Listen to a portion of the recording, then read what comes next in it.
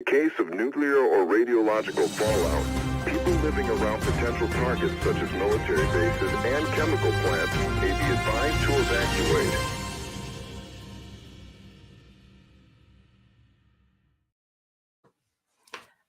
Well, hello, Sublation Media viewers, all you crazy people out there.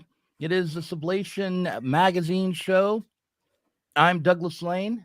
And I'm Ashley Frawley. I quickly took off my glasses at the last second. All my hair went in front of my face, but I'm here now. I'm good. You know, I've discovered over the last week that there's an AI program that will rate your beauty.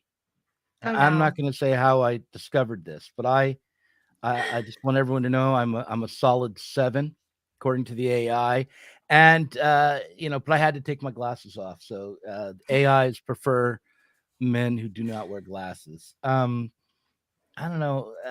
So that was a confession that was completely unnecessary on the stream. Anyhow, I don't think I want to know. I don't want to know. I don't want to go on anything. No, like I'm sure you'd be a 10. You'd be an absolute 10. Oh, all right. Thank you, Doug. So we are going to be discussing the new AI overlords, the new technocracy. It's not that new, really, but and the question of civil society, or what is society. We're also going to be looking back on an article by James Smith. He wrote something called Capitalist Realism Now More Than Ever back in March, and he pointed it out to me the other day on Twitter, and I was reminded about how good it was. So we're going to be talking about that. But what's been on your mind, Ashley?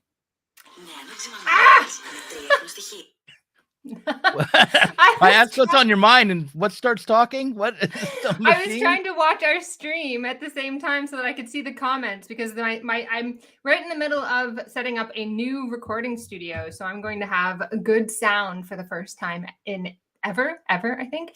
And but my setup right now is a little bit awkward as I'm sort of transitioning, and so I can't see the comments on my screen because I got my camera in front of it. So I was trying to pull it up on my phone. So what I've been thinking about, well, I've been thinking about technocracy quite a bit, because over on my own channel on Ashley A. Frawley, I will be interviewing the authors of a book called Taking Back Control, which is, of course, the famous line from Brexit, and looking at why Brexit was a necessary but in no way sufficient step toward national sovereignty. And a huge part of that book is about technocracy, and how so many political elites for a very long time have attempted to evade the democratic will of their constituents, their populations, through various supranational organizations. And they argue that neither the left nor the right have a correct understanding of what the EU is all about, where the left thinks it's sort of like a bastion of, protections for workers and so on, and the right thinks that it's an organization that's able to impose its will from on high, and you have these sort of feckless policymakers in various countries who are forced to go along with it. And the argument that they make in this book, Taking Back Control, is that actually the EU is a reflection of a loss of democracy and an attempt on the part of elites, as I said, to evade democratic will in the constituent countries, in the member countries. And so this is a big issue that really, since the Second World War, but obviously long before that, there has been an attempt on the part of policymakers to insulate themselves from the democratic will. And I think, unfortunately, this is the point that you've been making, Doug, that I think a lot of the left has been somewhat complicit in this, no longer seeing, and this is what the articles that we were talking about today touch on, we no longer see the people as providing the answer, but rather we look to the people above us, those who are able to rise above the rabble and, gift us rights or protect us in various ways. Whereas Mark Fisher could write about, the billionaires and so on as quite obviously, people who are against us. Now this kind of sounds a bit right-wing. The idea that you would be that you would question someone like Bill Gates or something like that, it sounds kind of conspiratorial now. It has like a right-wing ring to it. I'm not always, but anyway. Yeah. So these are the sorts of things that have been on my mind as I'm preparing for this interview. And also, I've written a lot about this myself. I've written in Spiked Online an essay called Technocracy, One More Time with Feeling a few years back, looking at a book by Will Davis. Anyways, that's what I've been thinking of. Yeah. Well, right. So one of the two articles that we're going to be discussing is called "There Is No Such Thing: A Review of Adorno's Philosophy and Sociology." And in that, it's kind of a book report, but it's a well worth reading. He outlines Adorno's understanding of society, and how not just the left, but really how perhaps all of society, or all of the academic sociologists, most 20th century thinkers abandoned the notion of society, and by that, what they were doing was abandoning the notion of civil society. And Margaret Thatcher famously said, "There's no such thing as society," which had a tremendously negative effect on the left and on the chances for transcending and the current situation, our current society, our current social set of social relationships, and realizing the promise of freedom and emancipation that had begun with, let's say, the French Revolution or the American Revolution, or earlier than that, but with the emergence of bourgeois modernity, that was being suppressed. It was being abandoned. It had not come to fruition, and we were regressing, according to Adorno. And I think we can definitely.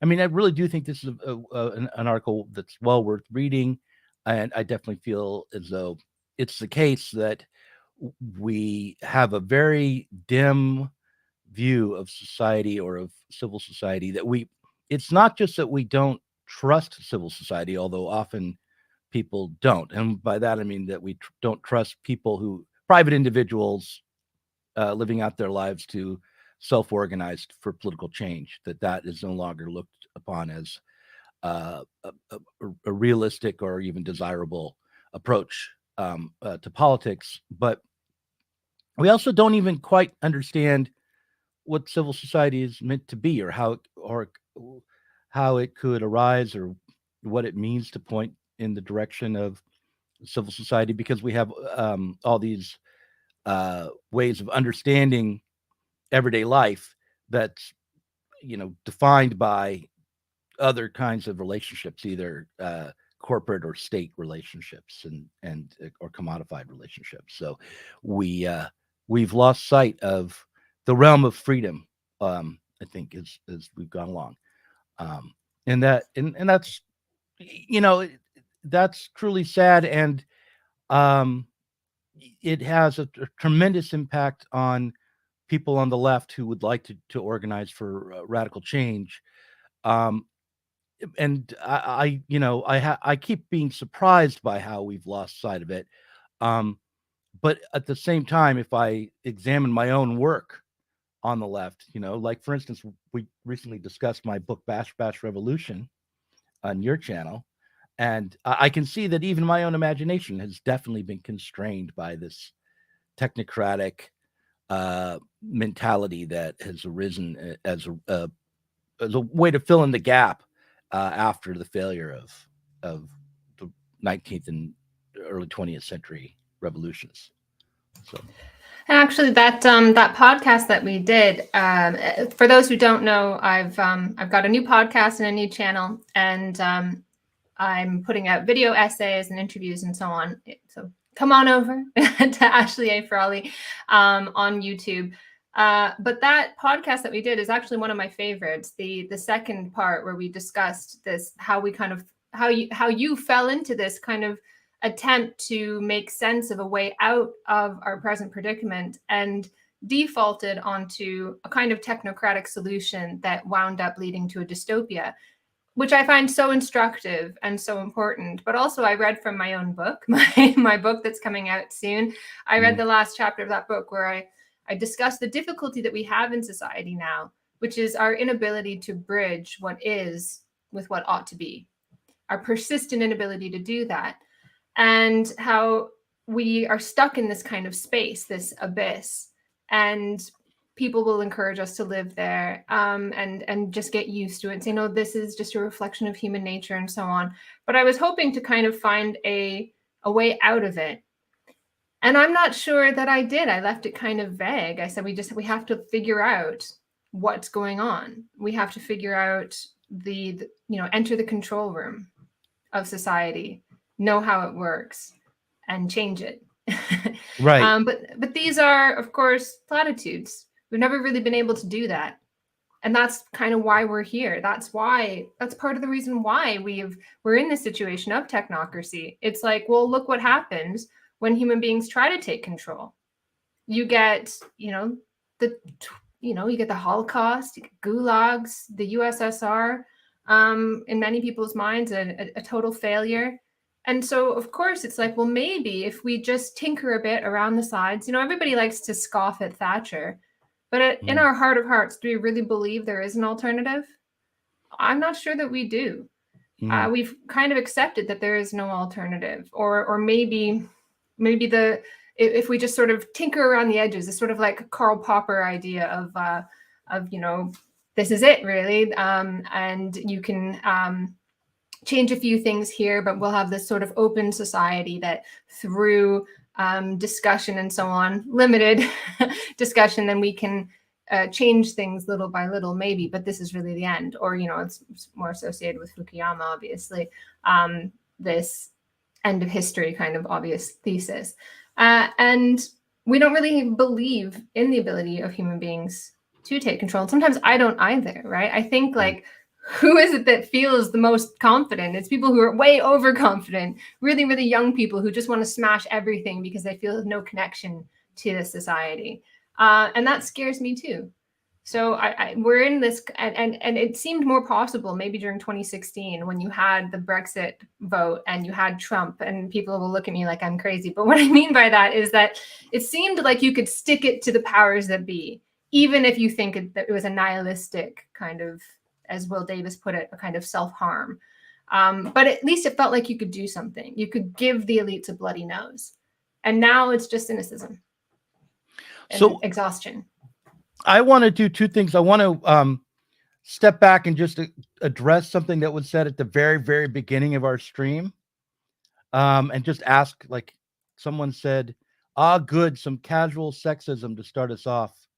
And I want to know, like, who was the who did a sexism? Did I? Was it me? I don't know. I can't. I don't remember what was. I remember I said that I had an AI evaluate my looks, which was a crazy thing for me to do. Obviously, deep insecurity. But but yeah, I don't remember what we said that was sexist. So if someone could please let me know. I want to be correct. I do not want to go around being casually sexist. I want, if I'm being sexist, I damn well want to intend to be sexist. And so there's that. And then the other thing that I want to raise is that, we talk a lot about how we, the left or people in general don't believe in radical change. We don't have a faith in our own ability to reason our way to a solution. We don't, we've lost sight of this or that reality. Like we've lost sight of society overall, of society and civil society as a concept, and and all those things are true. But then, but it's not only that through a failure of intellect or a failure of will or failure or some sort of act of cowardice. Oh yeah, it was talking about looks, and then when and you said, "Oh, Ashley, you're a 10." That was No. That was a statement of fact. I can understand the confusion, but clearly it's just It's just a statement of fact. Let's carry on. Okay. All right. Yeah. All right. Well, I do want to. Okay. So, yeah, maybe in the Patreon we can talk about why that would be sexist. I guess rating people by number, but the AI Right. started that. Okay. I didn't start that. The AI started that by ranking me. Of course, I didn't give it permission to do that. It was not consensual. All right. Back to what I was saying. I guess what we should ask ourselves is how this change in our own understanding has occurred historically. Like, what are the historical material changes and events that have shifted our outlook? Because it's not as though this has happened again. Like, we could believe one thing, but instead we believe another. It's like we are being conditioned by society itself. Society itself is creating its own subjects, and we are the subjects that are struggling with seeing society. We're the subjects that are struggling with remembering what freedom is, and or why it's important to have a free exchange of ideas or freedom of movement. We are the product of the conditions that we're in. So we have to then ask, like, what are those conditions? And I think we're lucky enough to be the kinds of creatures that can reflect, that can step out of our own conditions and think beyond our current moment and think and remember. And one thing I would say is that we live in a moment where because we are bombarded with information, and information designed to be taken up in a particular way, we are the notion that we can't get to the bottom of things, that we have to play with reality on the surface, that we cannot get beyond the level of appearance, and not just like on deep questions like what is the foundation of society, what's mediating our relationships, how can we change what's mediating our relationships, how can we break from capital. Those are big, difficult questions. But even on simple factual questions like, what is the origin of COVID-19, or what was the reason for that Las Vegas shooting, or what is the actual crime rate right now in the United States. These kinds of questions are obscured, and we're kind of trained not to expect actual answers, but to take the answers which serve what we think of as our immediate interest, serve our attempts to survive from one moment to the next. So Well, this is what one of the essays that was in Sublation Magazine really touched on. There is no such thing, a review of Adorno's philosophy and sociology, where he makes the point that ideology is not just a lie, it's the rationality of the system itself, right? Did I get that right? mm-hmm. My reading comprehension in my old age. Anyways, don't. And go ahead. So I think that, yeah, I mean, part of what we're experiencing is this obfuscation that maybe is, I don't know, it's a reflection of a real, I do think that it's not just ideological, that is, and I think it's not just we're mistaken in ideology in the sense of like the wool being pulled over people's eyes. I think we're not simply mistaken, but I think what we're experiencing is the rationality of a system that no longer requires or sees a use for human freedom like it once did. And it needed human freedom, obviously, as I've said many times before, to fell feudalism to the ground. But of course, the same weapons that it used there will turn against the bourgeoisie. And so it has to destroy that. It's no longer required. So you can have a certain amount of reason that is very carefully crafted and directed toward particular ends. So this is the technocracy. This is the acceptable realm of reason, and the freedom to reason is in service of, technocratic tinkering around the edges of society. There you can direct all of society's resources, all of our greatest minds. Like, I mean, I work in a university. To get funding, this is what you have to do. You know, that you have to, I mean, I just actually went to this big seminar where it was all talking about like how you get funding and what it's like. And it was, well, you know, you have to see what the objectives are for policymakers and make sure that you craft your proposal so that it fits into these objectives, because, you know, we want to have impact and we want to make sure that our ideas make a change in the world. Okay, yeah, but a change that was already set beforehand, you know, so whatever the objectives are. So to give an example of this, you've got New Zealand had a well-being budget, and there's this big well-being agenda. And essentially all that it is it says, hey, everybody who's lobbying us for money, now you have to use these buzzwords to lobby us for money. And everything that you do has to fit into these predetermined criteria.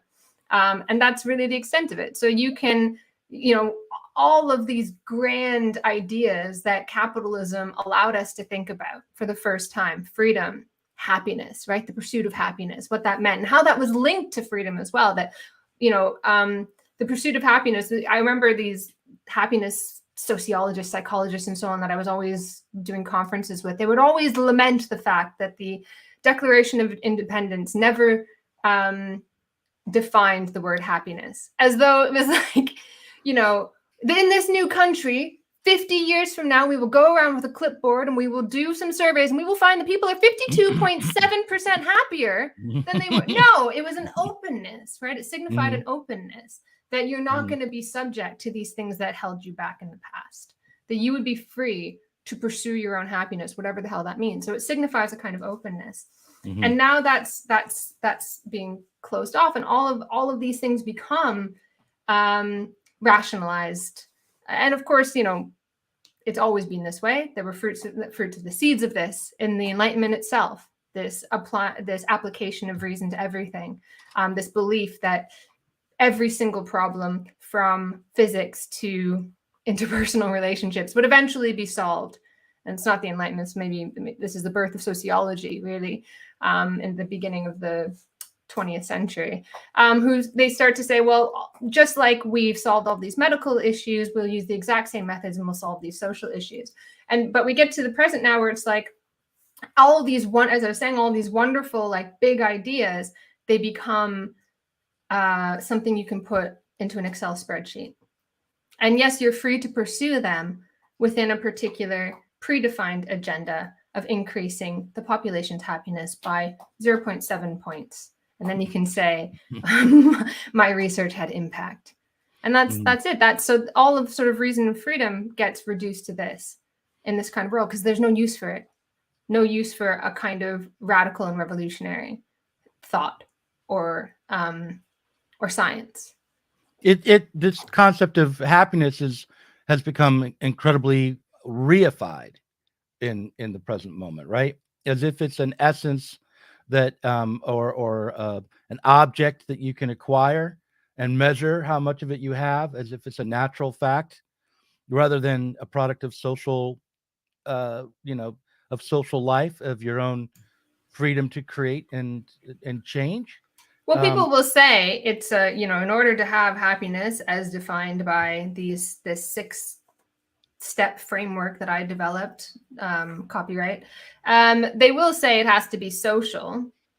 But what that does is it sort of like collapses everything into the individual. So the purpose of everything and everything that you do is anchored within yourself. Whereas I think happiness as a signifier in the past didn't necessarily have, sometimes did, but didn't necessarily have a kind of internal referent in the sort of psychological makeup of the individual. As I said, it was a kind of signifier of something society thought was good. Yeah, I want to throw this question up on the screen by Big Mustache. I just wanted to say Big Mustache, but no, I also wanted to say, could you say religion? Read the question. Could you say religion is ideology of a different era? And that is something that is taken up in this essay called "There's No Such Thing" by Aaron Bao. there's a difference between ideology and religion.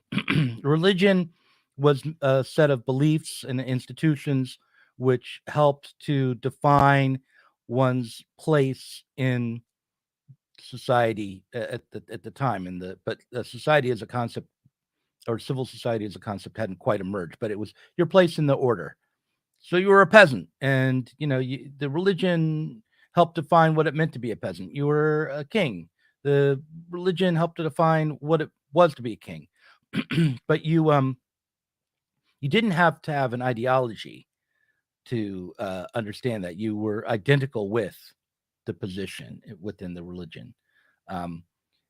Whereas under conditions of modernity, where the free individual arises, and as does this notion of society, instead of a religious order, you have ideologies which always imply the possibility of falsity. In order for you to have an ideology, all ideologies bring with them the notion of the false ideology. So the an ideology demands that it be questioned. The ideology, it, when examined, always reveals its interests. Ideology is not set. It's more open than a religious conviction, according to, if I'm remembering the essay correctly. But it's a fine, finely crafted argument that Adorno makes and is put into Aaron Bau's own words in this article. But it's worth reading the article to get a better understanding of it. In fact, here I think, though religion is the first, I found a bit from the article, though religion is the first way that humans are able to transform their nature and create a second nature, the modern world has been able to do so on a more thoroughgoing level. In a world made up of free, self-conscious individuals, society is a constant process of reflection and change and transformation, which takes place through individuals with a collective sociality that goes above and beyond them. Modern thinkers such as Adam Smith or Rousseau or Hegel capture such a dynamic in their concept of the invisible hand or the general will or the Geist. So in a world where material relations between people become social relationships among things, society itself takes on a thing like character. He's going on to show how this kind of self-conscious freedom was undone by capitalist relations. So I'll stop there. But the point is that there is a distinction between religion and ideology, and that ideology is emerges in modern conditions where there's more relative freedom. So to bring it back around to happiness, when you try to quantify happiness or to create the category of a happy individual that one wants to achieve and become identical with, you are regressing back into a kind of a religious perspective, I think, because you're positing that there's a natural order which one must align oneself with in order to be complete. There's a kind of essence which you need to align yourself with, and whereas in an ideological universe, there are ways of understanding which have to be tested, and which there's approaches to the world which are taken up by individuals who have the capacity to transcend those ideologies, or to modify them, or to create new ones. And so someone says, what if freedom is a merely temporary state that was necessary for capital develop at a particular time? Well, what if that's the case? Then I guess what do you mean necessary for capital to develop? Like capital already existed and it was a big conspiracy to make us no. Like, I think in the sense that I meant it before, which was that you had a real kind of freedom that was developing that didn't exist before.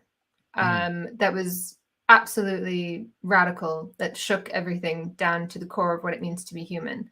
I say this all the time, but like a broken record. You know, when you were born a peasant, you died a peasant. It appeared as though your human nature and fully formed appeared to grow out of the human.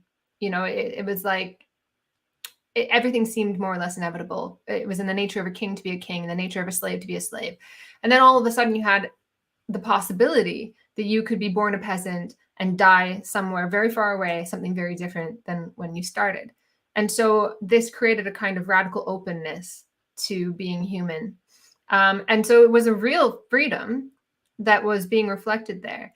And it was a real freedom that was then reflected in law, in our civil society, in our demands for what society was going to be. And that is now codified in things like the American Declaration of Independence and so on, that you have, and that is codified in America and in France and so on. But these things were always, the most radical version of them was only possible during that kind of revolutionary situation. As soon as the class struggle became open after 1848 and became quite clear, no longer could you do this kind of honest science, or no longer could you make claims for the boundlessness of human freedom and reason. It all had to be circumscribed. It all had to have limits placed on it. And everyone had to say, hold on now. Not everybody can get a say. We can't have the workers voting. That's crazy. You know, so it all had to be very, very limited. But it's not that freedom only had that possibility in that one situation. I think the reality of the possibility of freedom, in fact, part of the reason why it had to be clamped down on, why you had some of the very first like quasi-fascist or proto-fascist kinds of movements, was this sudden realization of what freedom could do to the existing order and the people who had benefited from that revolution, from that revolutionary situation. And so it had to be tied down and destroyed. We had to destroy the human subject. But I think that freedom and that possibility was still there. And people believed in it. They did, or else they wouldn't have overthrown the Tsar. You know, they wouldn't have, they wouldn't organize communist and socialist parties. But what does scare me now, I asked this a long time ago on Twitter. I said something like, when do you think the last real possibility was for socialism? And some people said the 1950s. Some people saw like, you know, Che Guevara maybe is the last sort of breath of any kind of revolutionary spirit. And that when the US kind of closed that off, then that was it really. And I think in my darker moments, I think maybe 1871. Not 1919? No. Because at that point it was, I don't know, you know, Marx and Engels would have said no, because we weren't ready for it. You know, in the 1840s, definitely, you know, Marx and Engels were like, no, the working class is not ready for this. But they still were behind it, obviously. So maybe I'm wrong there, but I think that things were so little developed, and and capitalist society remained, by little developed, I mean like the apparatus of control and so on, that capitalist society hadn't quite realized fully what it was in for. And people didn't realize fully the task at hand. And in that kind of innocence, it was possible. You know, I always use the example of the French Constitution. They considered and almost added a right to work, not realizing this was a promise that capitalism couldn't deliver on. You know, and not realizing the revolutionary implications of it. You know, and that was almost something that happened through Parliament. You know, and now that sort of thing it can't happen. I mean, So it keeps I coming do back. wonder if The promise the of a right to work keeps coming back over and over again. It's not yeah, like well now it's not the same thing, right? Always remember, all Oh, history no. must be studied afresh. So something that was once a communist slogan can easily become something that turns around to control us. Yeah, I don't So if mean we have like a in the right situation of to like neo-feudalism and right to work. No. We don't No, want no, that. I know, but I don't mean like in a right to work state in the United States, which really just means the right to not join a union. But the promise of job guarantees, will come back in these social democratic moments again and again, or has. I can't point to a specific example, but I just believe that there were. I just have a vague recollection that this is a promise, maybe of the Johnson administration. This is a promise of various European social democrats that's never realized, but it does. The society up to a point, up until maybe the last 30 years, believed, capitalists believed that they could just provide jobs for everybody. Eventually, they could work it out. That was the dream. The point that I wanted to make though with that was that maybe the ideal loss of freedom and the ideal destruction of the subject reflects a real loss. That maybe it's not possible anymore. Well, okay, but I mean, all I'll say to that is, it might not be possible right now, this second, or even this year, but we're not all dead, and we have a tremendous amount of knowledge and technological power at our disposal. There's the in order to understand what makes it impossible, you have to point to what it is that makes it seem so impossible, and it's not the public.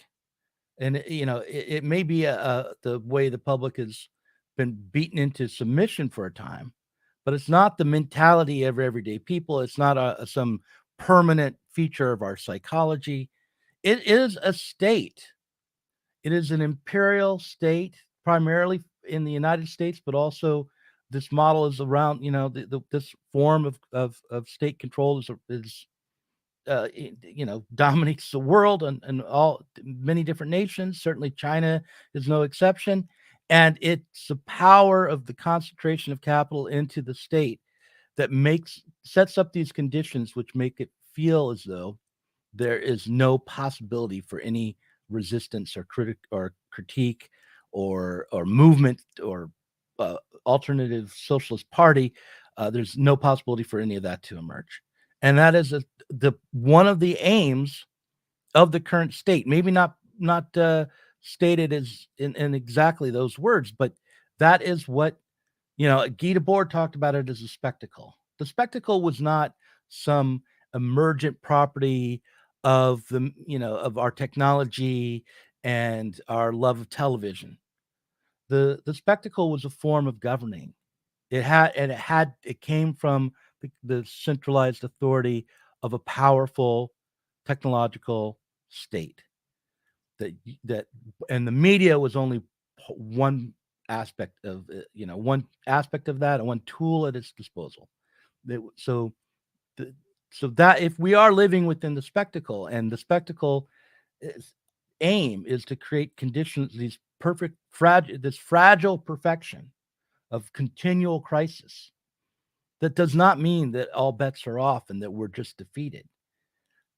Especially when we can come to understand it as the product of actual political players in the world, not some grand abstraction. Now there is an abstraction behind it. There's the abstraction of value production and the relationships of the capitalist relationships, which are in civil society, which we need to change, but we are not going to be able to change them from the level of the state bureaucracy. We'll have to change them from the working class itself. We'll have to change them in civil society. So everybody in the chat got mad at me for saying what I just said. I do want to say, yeah, they were like, well, then what are we doing here? Yeah, exactly. What are we doing here? Then if I believed that there was no way out, then I wouldn't I would have to stop. I wouldn't be able to keep going. But I know that there's a way out, because one of my favorite lines is, man never sets himself a problem for which he doesn't already have the solution, for which the solution is not already to hand. The fact that we know, and it's clear as day in front of all of us too, that we can organize things differently. Like we know that there is possibility, because we watch food get thrown out. We watch enormous houses fall into ruin while people are homeless. We see this. That's why we're leftists. So we see that there must be some way, and we get frustrated when there isn't. And I think part of what you're talking about is that there is a struggle in society between those who believe in and wish to assert their autonomy and those who want to shut it down. And I think it's people who want to sell you something, typically, or have something to sell, that believe that autonomy is an illusion, that human beings are irrational, and who have a very strong interest in convincing everybody of this. Those are the technocrats. Those are the technocrats. And you see this all the time too, because it's a contradiction, right? Like they're always saying, oh, science says human nature is defunct. You know, it's a caricature, obviously, but you know, latest study says that before you even move your hand, your brain has already made this decision. Rationality is simply an illusion. Mm-hmm. And yet they're using science to make that claim. You know, mm-hmm. It's a weird kind of dehumanized science. And I see this all the time from these sort of technocratic people, the policymakers and so on, and the people who advise them. They always say, oh, me too, I need nudge. You know, nudge, the idea of like libertarian paternalism, that you just sort of nudge people into making the right decisions that they would make if they were perfectly rational or didn't have these whatever kinds of social impediments there are on correct decision making. And they'll say this all the time. They use anecdotes where they bust themselves down too. And so they're saying everybody, they don't claim to have any kind of specialized access to the truth or to reason. And yet there's a hidden contradiction in that they use reason to make this kind of argument, to destroy it. And so they're always trying to convince us that we don't really have a say. And that the human hand on history is destructive, and that really what we have to do is hold back. Because if you try to change things, you're just going to make it worse. Because the situation that we're in right now, it's because of us. And that's why it pisses me off. I always say, we destroy the planet. We do this. It's always human beings in the abstract. Mm-hmm. You're the one fucking destroying the planet. Like, mm-hmm. If I could, I would love to make use of the technology that we already have developed that could mediate our existence with nature much more effectively and much more sustainably. But it is not profitable to do so, right? And I'm not the one who's after a higher rate of profit. Right? It's the system itself that has become alienated from human ends. And yet we're always invited to say, we're the problem. We're the problem. And this kind of like technocracy that tries to do that in very sort of contradictory and ironic ways, it tries to destroy the subject. But everyday people, they don't believe that, I don't think, particularly working class people. They think they can take control.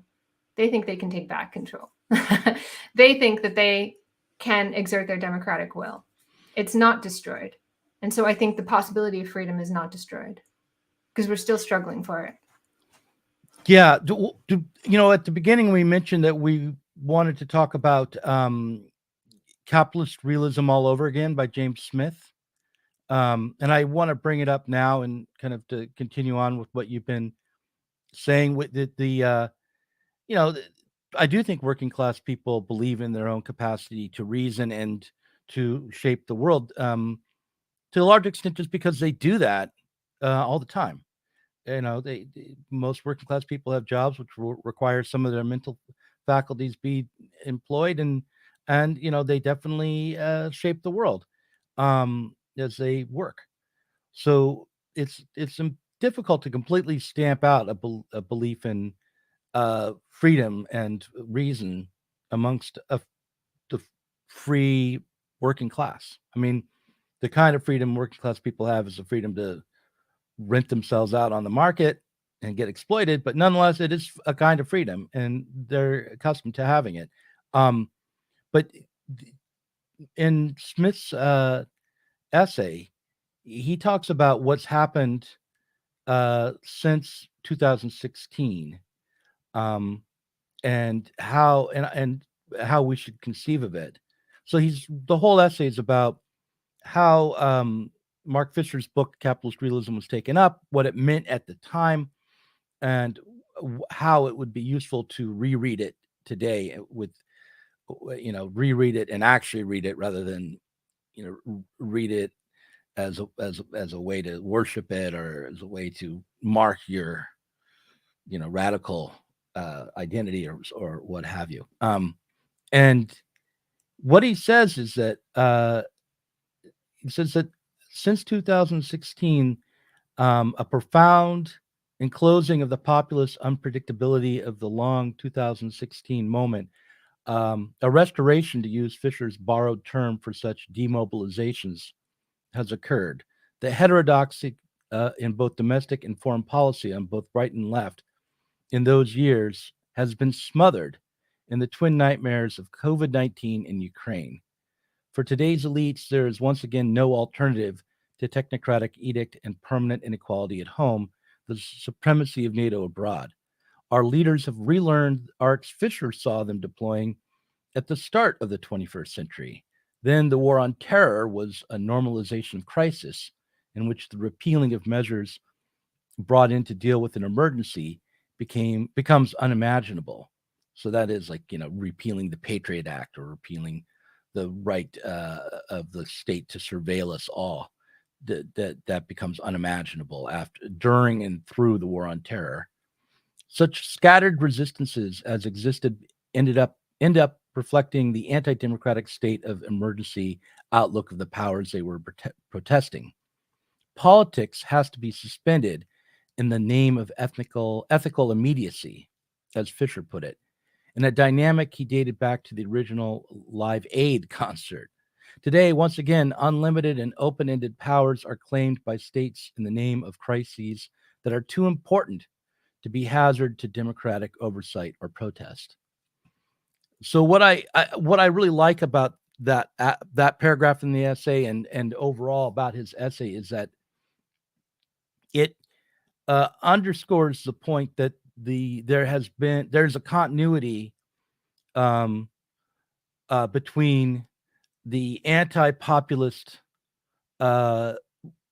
rhetoric and policies of the current progressive states, whether it's Canada or the United States or the UK or what have you, and the war on terrorism, that both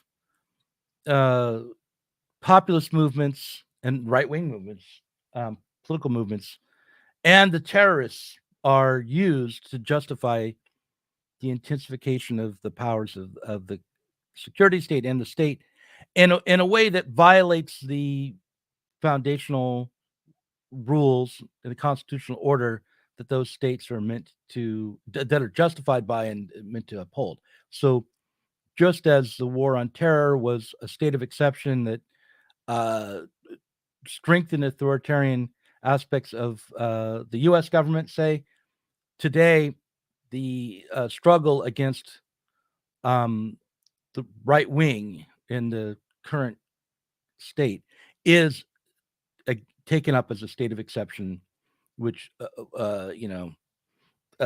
empowers and justifies the breaking of the rules and the going, the violation of norms and the strengthening of authoritarian aspects of our society. And so we should be aware of that. And, it's going to be very difficult for a left that does not support, but no more difficult than it was during the war on terror, really. I felt it was easy to not support Osama bin Laden and oppose the Patriot Act. I did not think it was difficult to say I'm against the Taliban and I'm against Al Qaeda.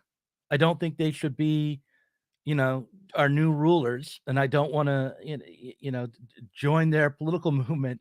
And yet, I insist that my own government, extend due process to every citizen,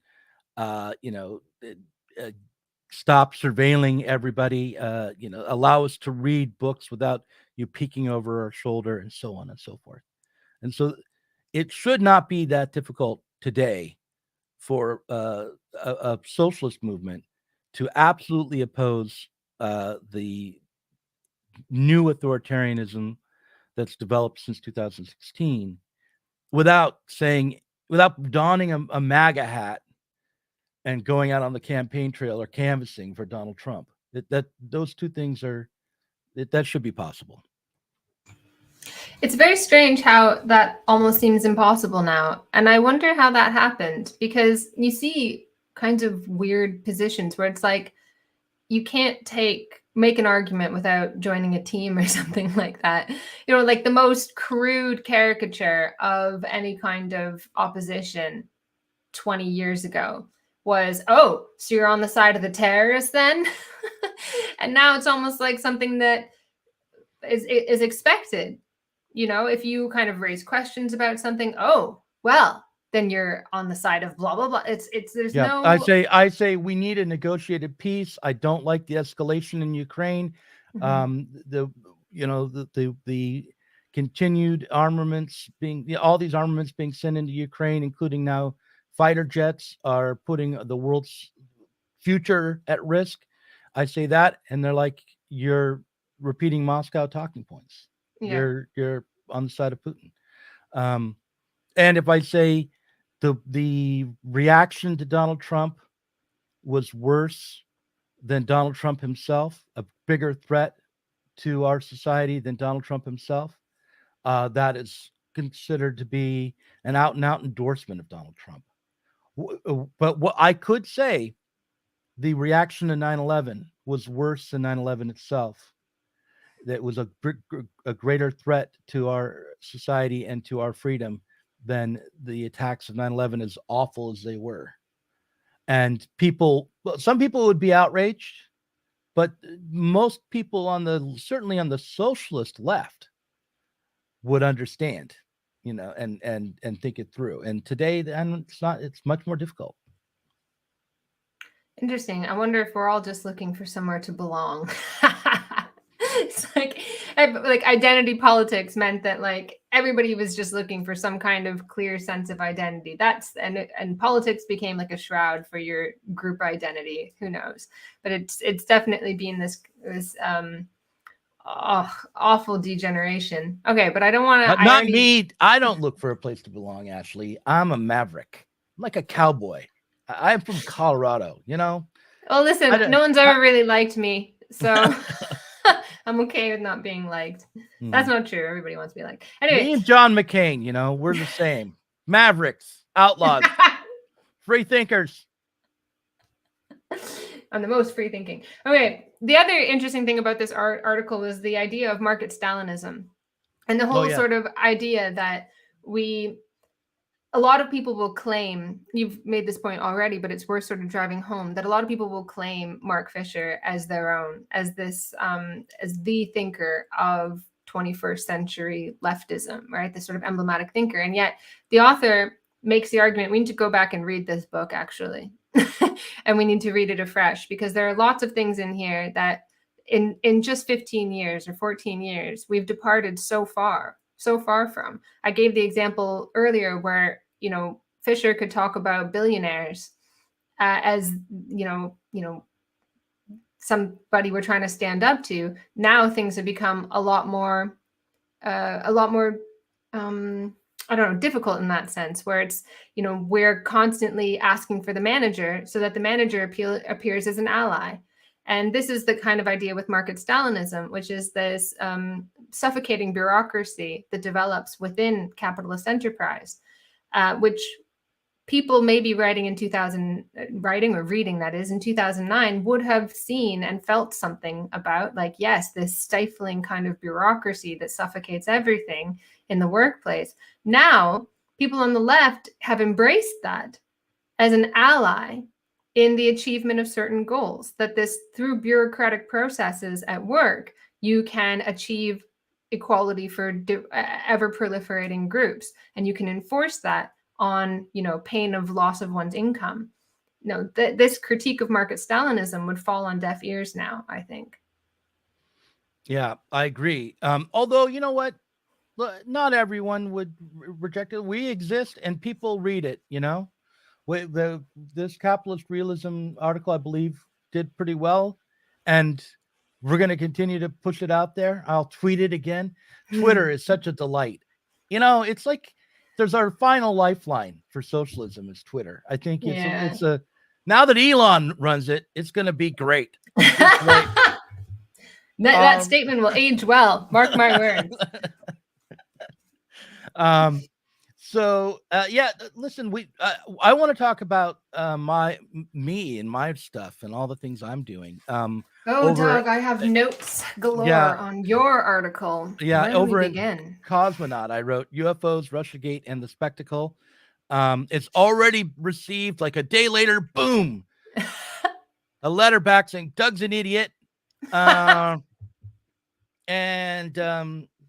We can talk about both those things in the Parrot Room. I'm going to write a response, of course, because, I got my backup reading the letter back to me. I want to say right now, Althusser, not the best husband.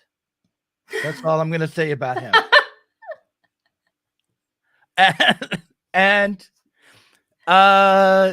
So anyway, we'll move to the Parrot Room now.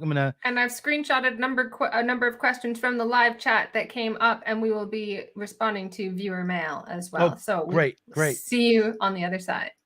All right. So I'll stop it here. Let's see if I can do that. There it is. In the case of nuclear or radiological fallout, people living around potential